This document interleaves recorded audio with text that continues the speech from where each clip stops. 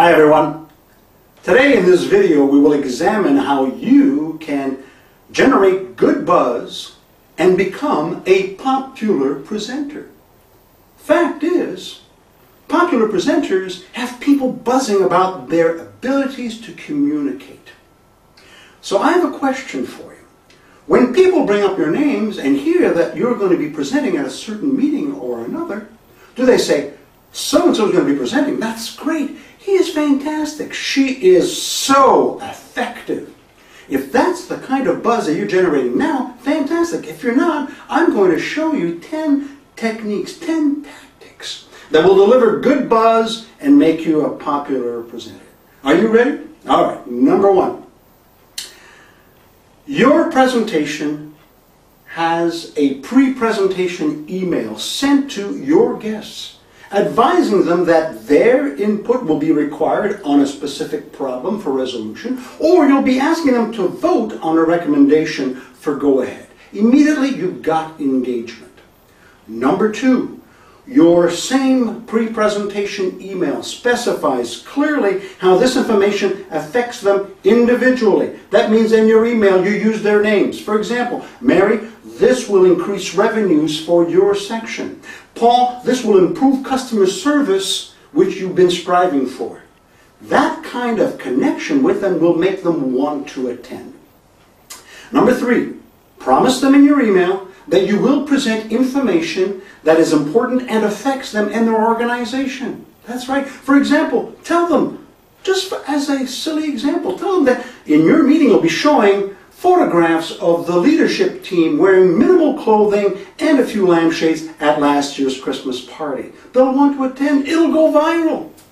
Number four, you wisely sent the PowerPoint deck prior to the presentation. You instructed your guests to do a pre-read so that they come ready with questions. Again, another form of engagement and ownership.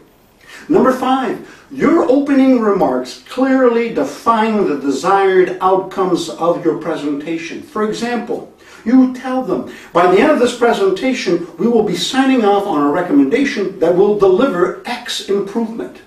Or you tell them, by the end of this presentation, we will all agree in principle on what's required and we will define the next steps going forward. Fantastic. Number six, you are cool. You invite questions and interactions during your presentation. That's right. You believe that people get together to physically interact with each other, not watch some drone read-off PowerPoint slides and elaborate ad nauseum. Goodness gracious, are people still doing this? All right, number seven.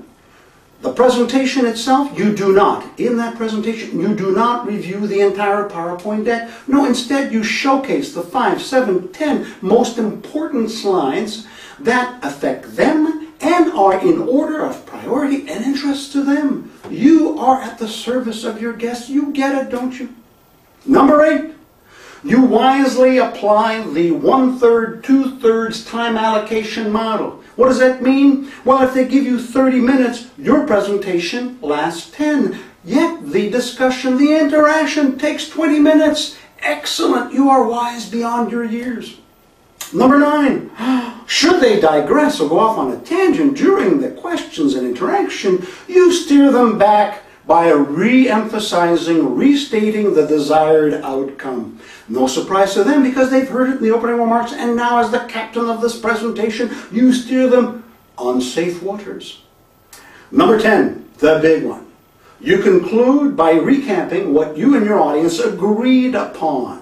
That's right, what they agreed upon. And very importantly, you specify the next steps required by each one to move the project forward. Wow, that's leadership, don't you think? Well, I invite you to incorporate my 10 tactics to generate good buzz so that you become a popular presenter. It's all very doable. You do this, and trust me, they will keep coming back to your presentations when they hear that you're on the agenda that day. And that, ladies and gentlemen, my friends, is how you speak and impress. So enjoy the rewards of the 10 tactics, and you take care.